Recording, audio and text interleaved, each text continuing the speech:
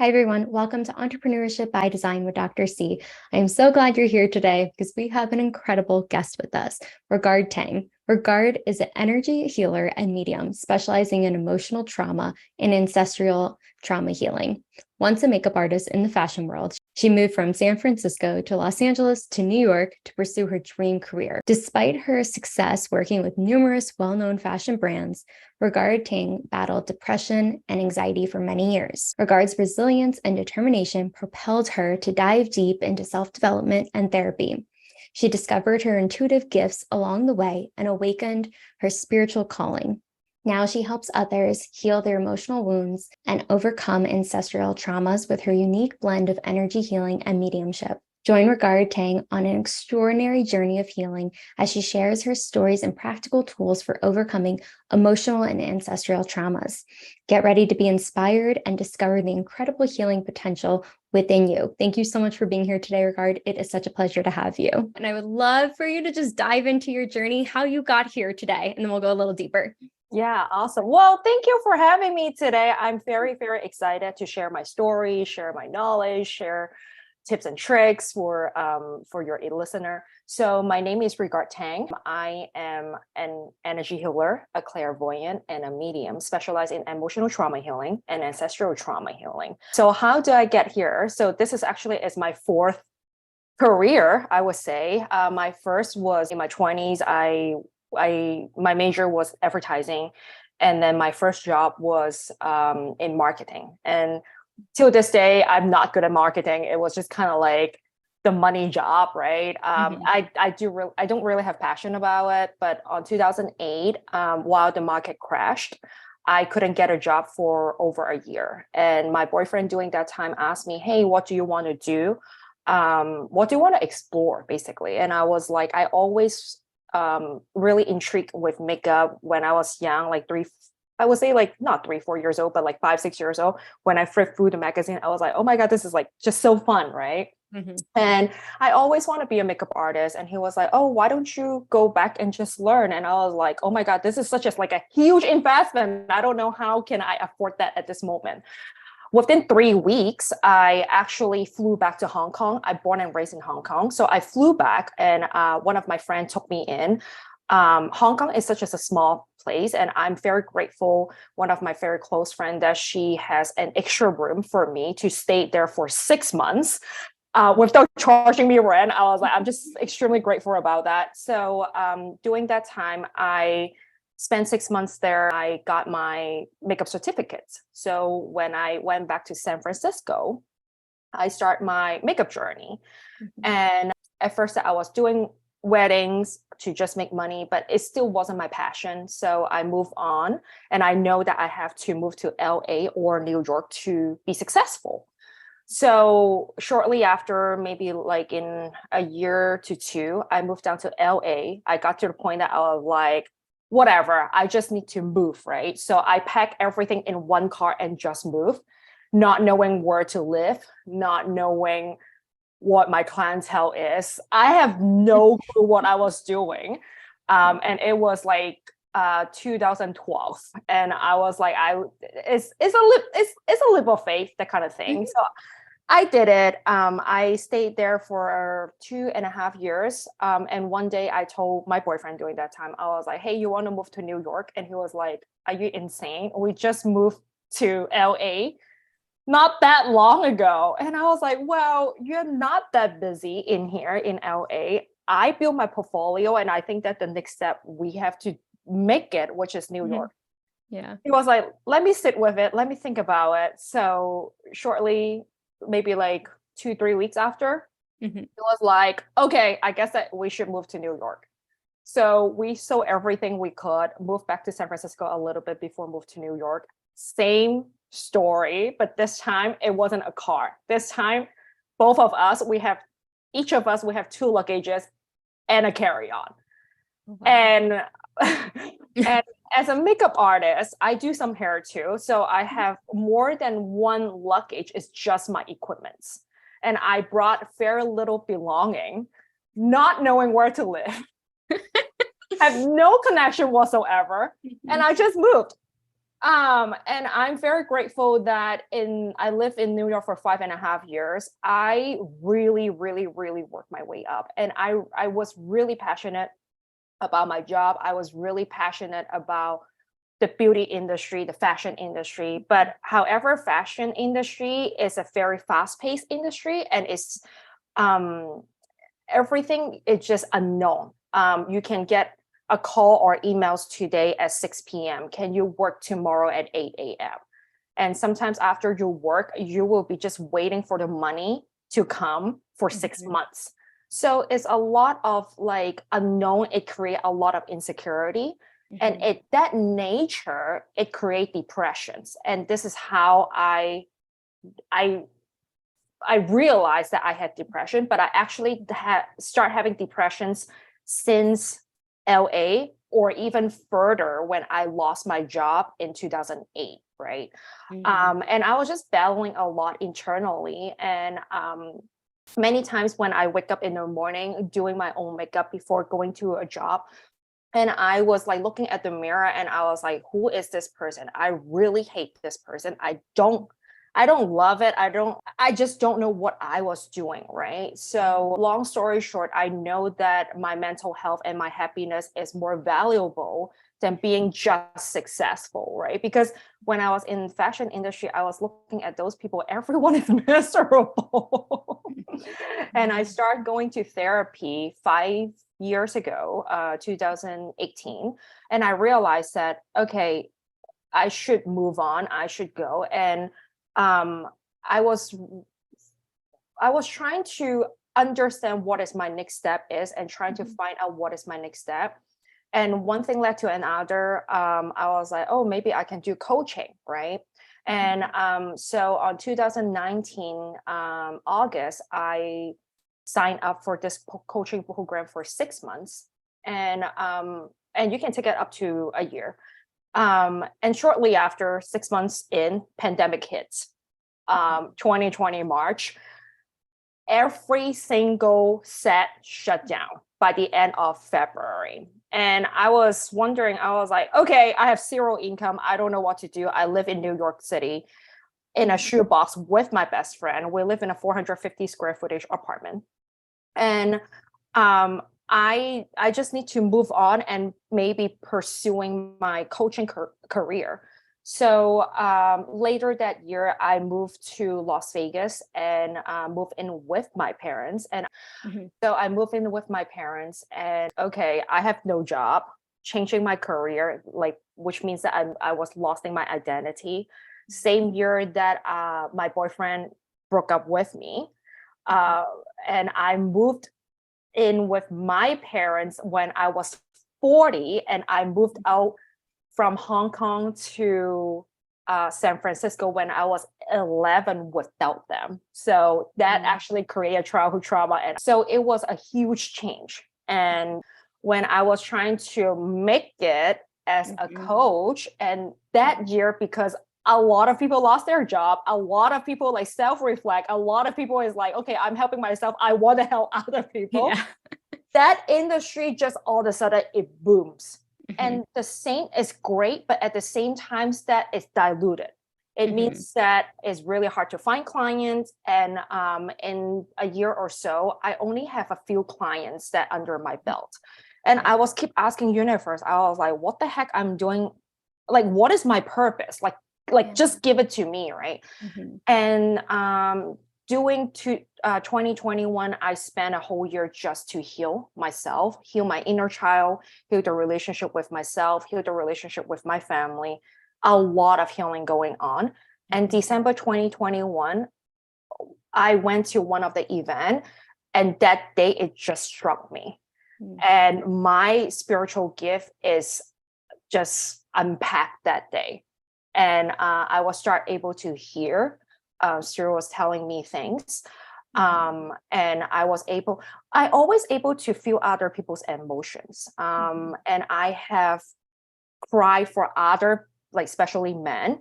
I was able to connect and cry for them. And after the cry, they always like, oh my God, I feel relief. I feel lighter. That rock on my chest, that it felt like it lifted up. like what kind of magic or what kind of like woo-woo things that you did to me. I was like, I don't know. But everything has a little set up. It led me today. So that was my story. Yes. And I love that you shared all of that because I want to unpack a lot of it. And I'm so curious too, because I know you had a lot of change in careers, but it seemed it was so seamless. So where you were supposed to go, it might have not seemed seamless in the moment, but it just like evolved. That's maybe a better word to describe that. And how did your background in the fashion industry influence your path towards becoming an energy healer and medium? So like, were there any unexpected connections or lessons that carried over into your current work? Yeah, that is a great question. So in the past, because I left my parents, I was so young, and I was still developing as a child, right? And I realized that I always take everything so personal in the past, and everything is just like me. Like there's like a little regard inside, which is the inner child, never heal, never like I want to get the attention. I'm like, okay, I want to try to help you, but it's me. So one thing I learned in fashion industry is nothing is about you. Nothing is really about you. You don't know what is that person is going through that moment, right? You just have to be better. You just have to always show up for yourself. Don't take things personal, because let's say with if the budget is reduced, they can't hire you and you will not agree. What is the easiest way is they hire someone else. And of course that as an artist, my feeling get hurt. But once I change my mindset, it's like, okay, they might reduce the budget or they might want to try someone else. You just have to keep moving forward. If you keep on holding of like, oh, why they didn't choose me, that is the moment that it keeps dragging you down. Once I learned how to let go that, I was able to move forward faster. It doesn't mean that my feeling doesn't get hurt. It still got hurt, but you're able to move forward in that sense. That is one of the biggest lessons, along with so many different lessons from fashion. Fashion taught me, like I was in fashion for 10 years. It taught me so many life lessons. I feel like it's equally, if I never been in fashion, I feel like I will live 2 lifetimes to learn all those lessons. Oh man, I believe that wholeheartedly. And it's crazy because what you're mentioning, it's very fast paced. You're constantly moving and you don't know when the next paycheck's coming because it takes time and all these other factors that you've had to really dive into. But I want to go back to your intuitive gifts. And if you can share some moments or experiences that led you to recognize your intuitive gifts and have that awakening spiritual calling. I know you had that moment, but were there anything before that or after that? What did that look like? Yeah. So I would say, let me think back. It was approximately 4.5 years ago. Lost in time now. So it's like 2018, 2019. Halloween, one of those years. I'm sorry, like I should have to jot down, but that moment I got connected with one of the guy on set, because that we were doing an Indian movie at that time, and there's 4 guys. They came from Texas, and they were under the productions, and I just got connected because I'm an extrovert and I want to make friends. I love to connect with people, and I connected with them because they are at a similar age and they are not familiar with New York. And I was like, hey, I can be your guide, right? Like let's hang out. Like we have to spend time for 2 weeks. Why not, right? And I always want to give the best experience for people who comes to the city. So so we connected, and then at that Halloween, I had a little bit too much drink. It was a lifestyle. I tell people that. But also that I was numbing my feelings. During that time, I used alcohol to numb my feelings. So I invited them to parties, and after the party, I was like, hey, I had like a very nice rooftop on my building. Why don't you guys just come hang out? Because we had a little too much drinks anyways. So we were hanging out at the rooftop, and one of the guy, I'm not going to say the name, we got connected more deeply compared to rest of the threes. And he was just saying something like, oh, I don't care this, I don't care that, like, and then he has daughters and he's like, well, I do whatever I could. It just like he show off at this like I don't care much, that kind of thing. But I feel him deep down that he was scared so much, and he verbally just saying, I don't care. So he trying to brainwash himself, but he wasn't really. And at that moment, I got connected so much that my heart was really, really painful and really, really heavy. Yeah. And my throat is start like closing and I start crying. And I was like, put my hands on the table really loudly. I was like, shut up. You don't mean that you don't care. You care so, so, so much. And I start bawling my eyes. All of the guys, they were looking at me like, what the heck? Like, what is going on? And one of the other guy was like, oh, let her cry for him. Like, he needs this moment. She needs this moment. That moment was extremely, till this day, I cannot use word to describe that, but I understand why now, because I do have a gift back then, but it wasn't just like fully unpacked, right? And so afterward, when they were walking out of the building, we had a moment to hug, and he was like, oh my God, I don't know what you did to me or what you did for me. I just can't explain. And I was like, yeah, I can explain also. So moving forward 2 years later, similar things happen. I got a chance to meet this person. He was a building developer. It was our first meet. We were just hanging out, and he brought me to his building to like show me, oh, this is how it developed for the buildings. I was like, oh yeah, it's very, very fascinating. And we had this very deep conversation. It's just so funny. I am a person, because that I always self-reflect, self-development, a lot like improvement, right?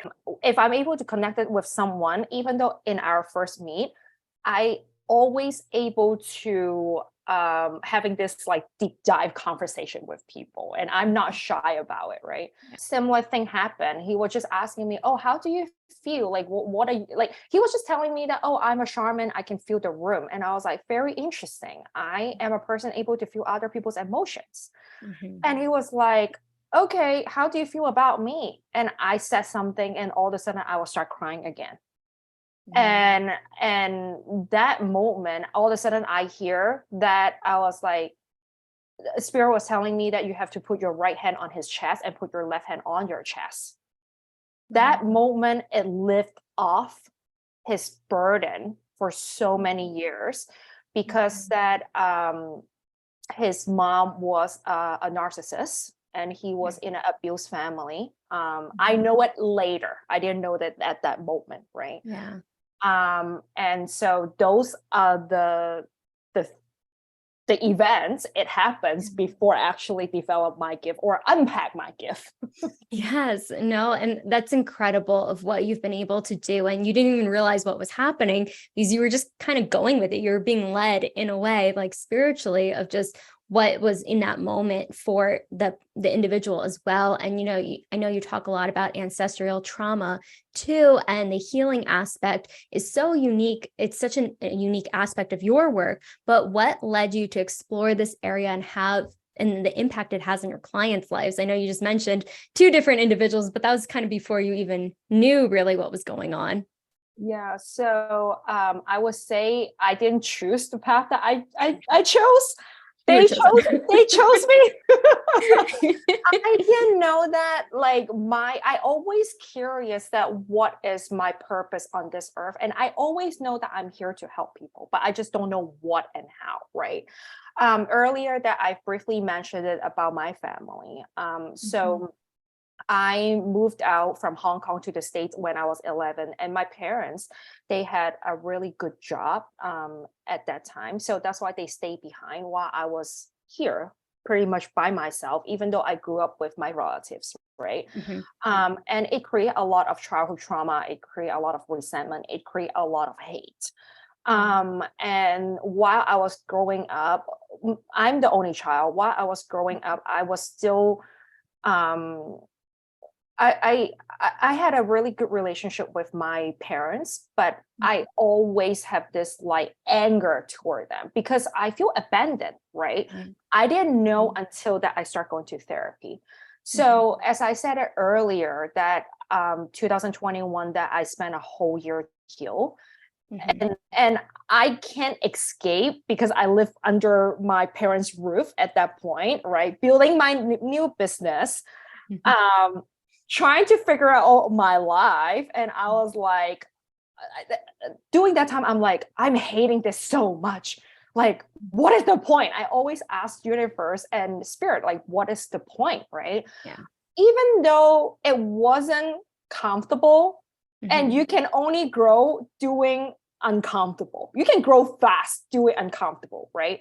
So I spent time getting to know them better. I spent time for them to get to know me better. And our trauma, I wouldn't say that it wasn't there. It's still there because it's a history. But our relationship was getting closer and closer and closer and closer. And I understand them better. And I got to the point that we don't really have arguments anymore. We have conversation, sometimes heated, but we don't like butt head, like, because me and my dad, we butt head a lot, right? And so once I healed that, my own family wound, when I developed my gift, and I had a mentor since day one. I'm very grateful and I'm very lucky on that sense. And she was like trying to develop, okay, you can feel people's emotions, but what do you do? Like, what is your specialty, right? And she was putting me in different kind of clients. Every time it came up, family.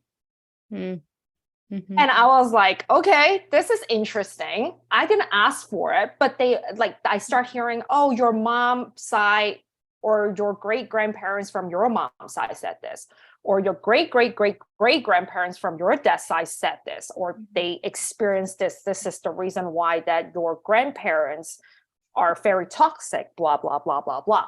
So I start able to hearing every time family ancestral. So I didn't choose it. They chose me. Yes.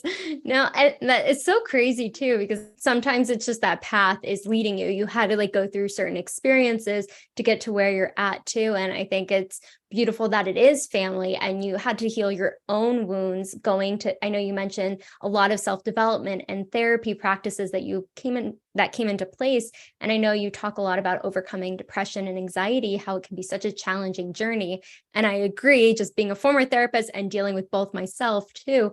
Could you elaborate a little bit on the self-development and the therapy practices that particularly had an impact on your healing process?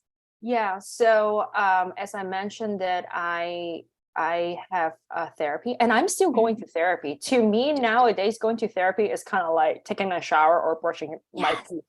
Right? Agreed.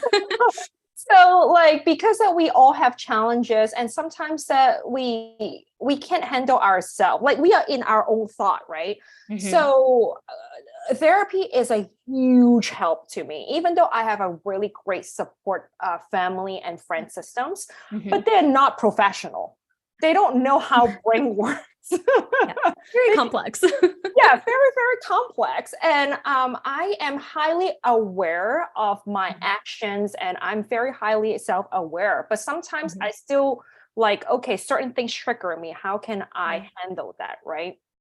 So I'm not going to lie. I'm still dealing with very, very low grade depressions. It's because of depression is people that they don't really talk about it, but I feel like we should talk more about it. Majority people, there's at least one episode in their life that they go through that they feel depressed, right? And because of it could be our childhood trauma, it could be my experiences. So I got to the point that like depression is just at the background, and I have a lot of tabs open. right? Mm-hmm. And it's just one of the tabs at the background, right? And I'm highly functional, and but I notice it. I'm not like, I joke about that. I don't wake up and having birds landing on my shoulder or landing on my head and have rainbows, right? Some days I do, mostly I don't. Right. But when I understand that and talking to therapists, reading books, listening to podcasts, I joke about that YouTube University all the time. It gives us an understanding. A lot of people experience the similar things that we are experiencing, and also it gives me different kind of tools and understanding. Oh, how my brain works, why I react like that, why da da da. So that is part of my self development, and also I am a person who consistently wants to be better. Mm-hmm. A week from now, a year from now, I want to be better off where I'm at today. I'm not a person just living, and there's no judgment whatsoever for other people, right? But this is just me, because I know that my purpose in this world is help other people. If I'm not helping myself and not being better, how the heck I help other people? Yeah. Point blank. And, I think it's just so important too, because the more we evolve, the more we can help people, because I think we're always a couple steps ahead of people, especially like when you're in the coaching world or different industries. When you're just a little bit better too, you can see things differently. You have different experiences, and you can pull those experiences and share it with your clients. Or if you have a client that has similar like family history or knowing a trigger or something along those lines, it really opens up that window for you to see it in a different way. And I think that's a beautiful thing. But I'm so curious too, what are some practical tools or techniques that you use to help individuals heal emotional wounds and overcome ancestral traumas? Are there any particulars in those practices that are powerful or transformational?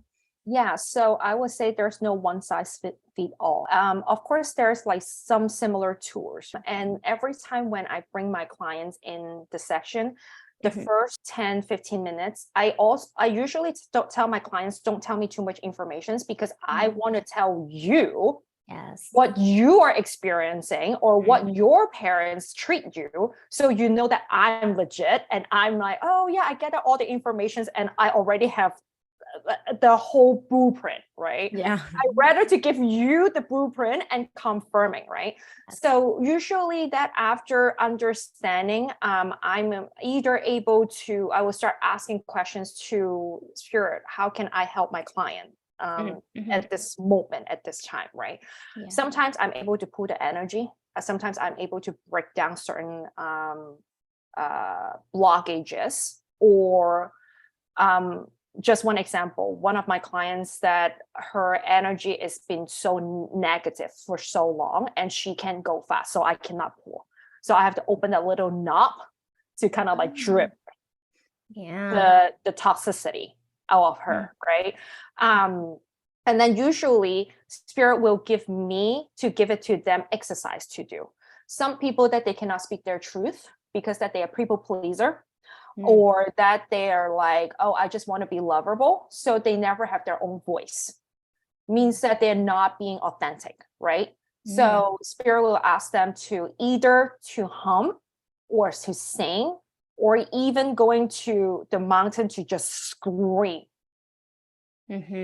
So there's different method. I can't say there's one size fit all, but I'm just talking about the throat chakra, right? So that is one of the example.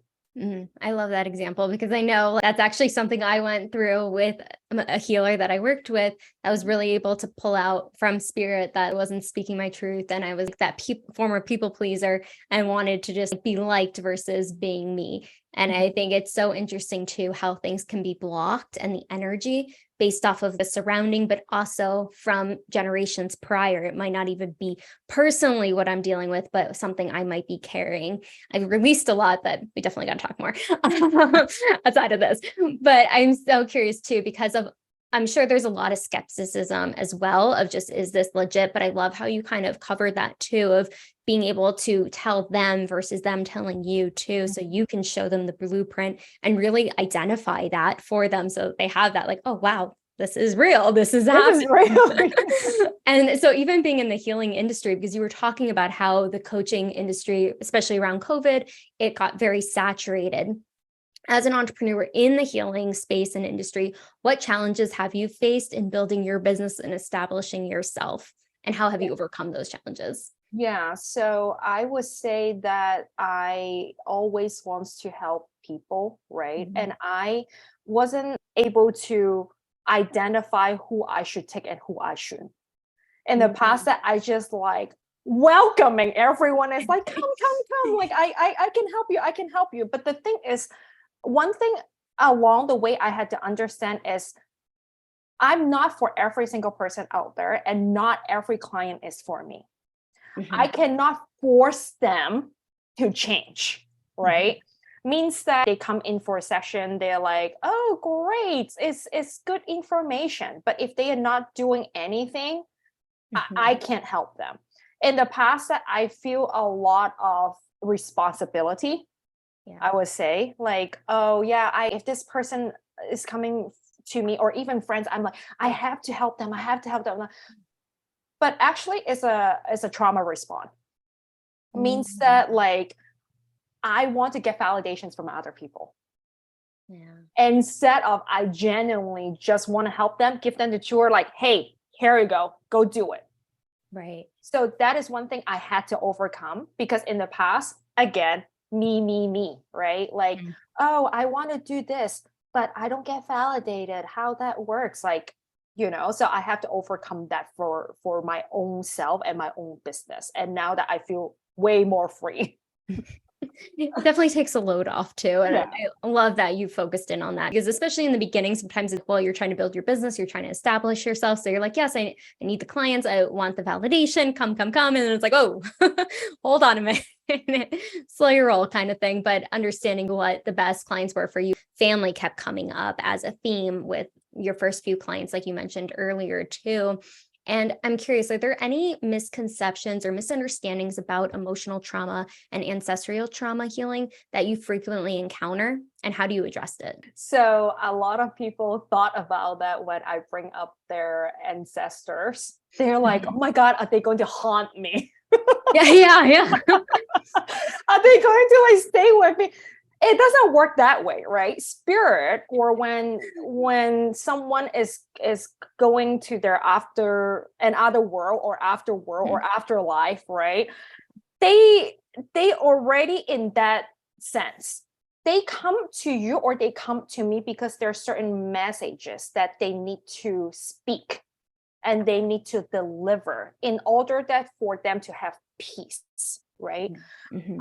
So people that they misconcept on, like, or misunderstanding, oh my God, this is too woo-woo, or oh my God, this is like, it should be untouchable. Like if I bring them in, they will never leave. It's not like that. No. It's not like that. And also, I, as a healer, sometimes a certain energy cling on me. Right. And I have to let those spirits know, or those ancestors, my clients' ancestors know, like, hey, this is a section. I will come back. I will ask my client and tell my client that your ancestors said this certain things. Can we come back and address that? And usually that when they are able to communicate through me, and those energy will be like, okay, I will be back, right? There are certain energy will cling on me, and I usually have to cleanse, and I have a way to cleanse it too. So, yeah. No, that's definitely important, because I'm sure just a lot of my friends that are in the energy space, they're like, yes, you need to cleanse, a spiritual attachment, things along those lines that have come up for others too. But I'm glad you're addressing it and take care of yourself. But speaking even of just well-being, how do you balance your own self-care and well-being while dedicated to supporting others on their healing journeys? Yeah, I do have a very strong boundaries now. I didn't in the past, right? Yeah. So I only take on the right clients. That's for me. There's one kind of clients that I do not take, is in denial. In denial means that they are like, oh, everything is fine, like everything is okay, right? When you come to me, Is it everything's okay? And also I feel like certain people that they're not ready to do what they needed to do, or needs to address certain things, right? So how do I separate that, or how do I like take care of myself? I actually do have, in the past when I was in fashion, whatever work comes, I would say yes. But now that I set like 2-3 days out of a week, I'm not doing any readings, because like I can focus on so much and I can only do so much for a week right now, because unless my energy keeps expanding and getting stronger, then I can get more clients, right? But at the same time, I have to be relaxed. I have to hang out with my friends. I have to hang out with my family, because in the past I never had those things, right? Means that I put my job before everyone else, even before myself. And now I realize that if I really want to help others, I have to address my own need first. And if I can't today, I will let my clients know, because there's many times that they're like, oh, can you do it today? I'm like, I'm available next week. Oh, yes. Yeah, so that is a boundary, and take care of myself. Yes, no, you're speaking to the boundary queen. No, I think boundaries are so key in everything, but also understanding our own energy of what we can handle, what needs to be put on the back burner, and not just being yes, yes, yes, but really saying more yes to ourselves versus others, and really being able to have that set schedule of like, yeah, I can take you on next week, but not right now. Like, you have other things to do, other responsibilities to yourself first and foremost, because I believe prioritizing ourselves is key, putting ourselves at the top of the priority list. And I'm just curious, because I know you've worked with so many people, but what has been the most rewarding moment you've experienced as an energy healer and medium? That is a great one, because in the last year and a half, I have provided over 140 readings already. So it's quite a lot. Yeah. I actually have one, not related to ancestor, but it came to my mind. It was a very impactful one. I didn't know that I can read people's past life as well. So I have talked to spirit, and spirit told me that this is one of your gifts, but that is not your focusing gift right now, because we want you to focusing on family and help people with their ancestral traumas, right? So I have read people's past life in the past, and I'm just trying to shorten it. There's 2 strangers on TikTok. And so my mentor, she hosts TikTok regularly. And there was 2 strangers in the audience. And when I read one person, that person was like, no, that wasn't me. And then the other person is like, this related to me. And then when I dive really deep, I see the whole story of their past life, that they were sisters. And then this lifetime, they meant to find each other to help people with sisterhood. And yeah, it was a very impactful story. And it was a very long story, but long story short, the past life dad was going through a lot of financial burden. He committed suicide, and he brought the girls with him. And those are the sister, but they survived.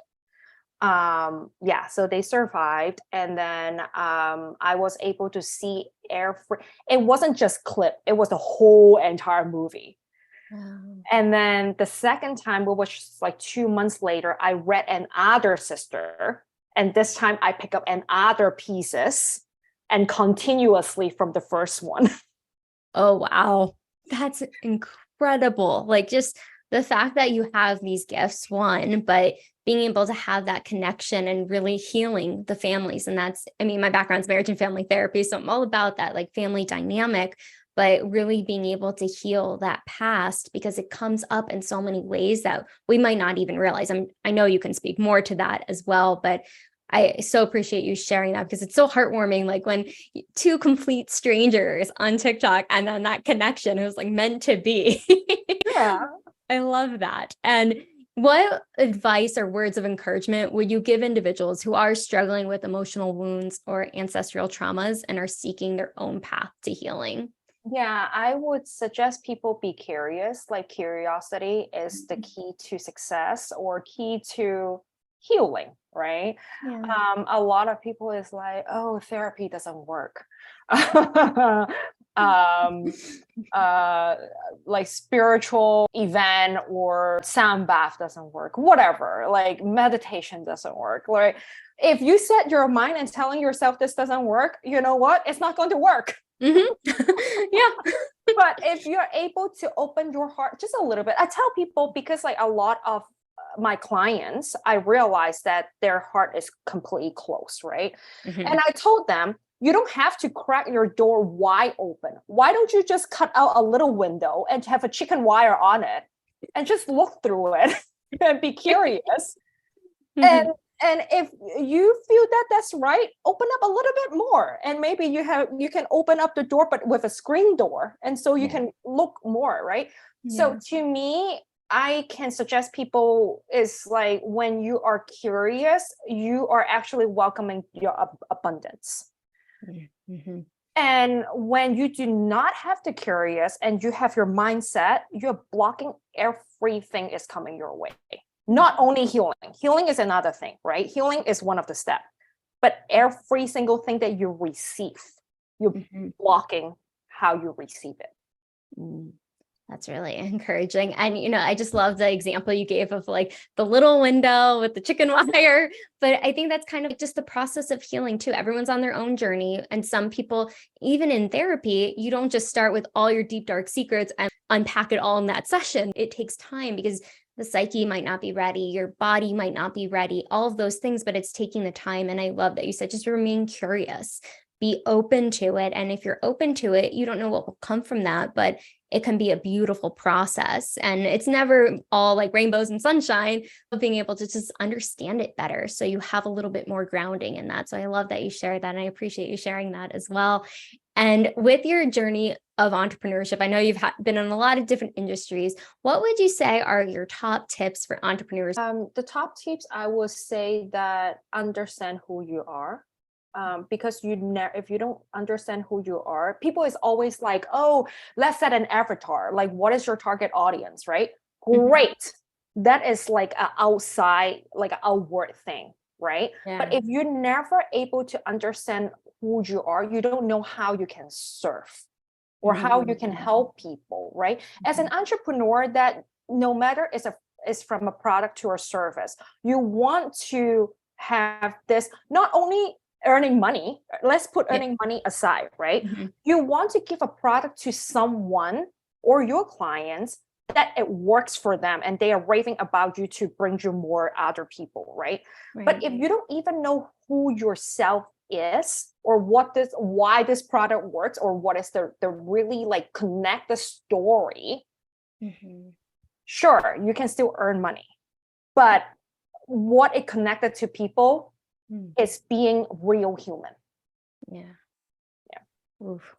Just letting that simmer. No, it's really good. It just kind of gives that perspective because you're right. It from the inner work and like your inner self that shines through in so many ways that people don't even realize. I understand we need money to make things happen in life and all of those factors, but it really starts at the core. And I love that you pointed that out because I think that is very key.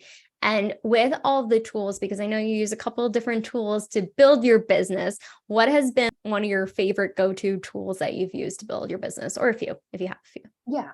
So there's no sponsor. No sponsors. But for my website, I use Squarespace. It just works out really well. And because for me, I do have to write articles or blog or newsletter. English is not my first language. I'm a foreigner, right? I'm an immigrant. So to me, writing, I'm still struggle quite a bit. Like I have no problem whatsoever communicating or having a conversation. Writing is a different world.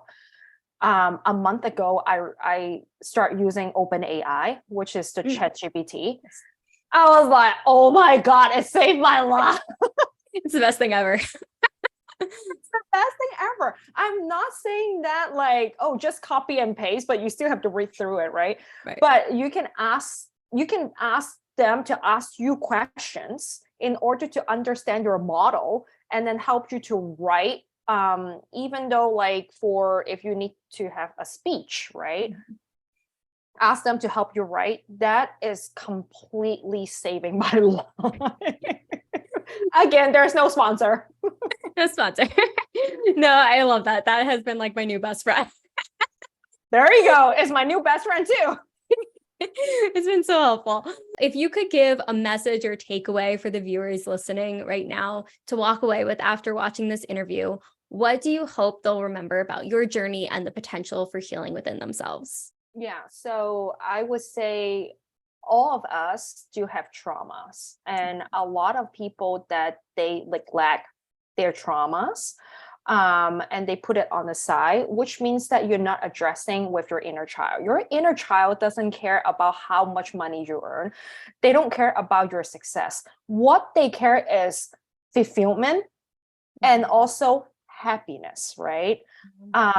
Earlier, I was going to say something about that when you do the product and things like that. One thing it came to my mind was like people not only want the connection, money is great, but if you feel empty inside, you are not, emptiness is equal unhappy, pretty much.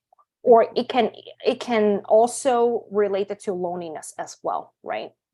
So you have to understand and address that. And I know trauma sounds such as a heavy word, right? Some people that they might not having like abusive parents or like neglect parents, but however that if you experienced it when you were young, that your friend, your a third grade friend that who betrayed you and you feel betrayed it, and when you're older it's like lingering on you. I think that it is good to address that, and then it just help you to move forward and opening your heart a little bit to not only be a better human, but it's better to yourself and have a relationship that you already have and already building. How can you build it more up? Right. So I think that is my advice and tips and tricks for the audience. I love it. And I think it's extremely helpful, but I've been so enjoying this conversation. Regard, but where can people find you, use your services? We're going to link everything below, but if you could let us know too. Yeah. So my website is regardingenergy.com. On TikTok and Instagram, they can also find me regarding energy. It's very catchy. It's my name, Regarding energy. Very on brand. Yep. Thank you. Thank you so much, Regard, for just sharing your beautiful energy with us today and all your insights. And I really hope people grasp the idea of what it can mean for them to have that healing and start that process where it makes sense for them when they're ready. But thank you again for coming on today. Thank you. Absolutely. Make sure to like, subscribe, comment below. What was the biggest takeaway from Regard today? I'm sure she would love to see that comment, and we'll see you on the next episode.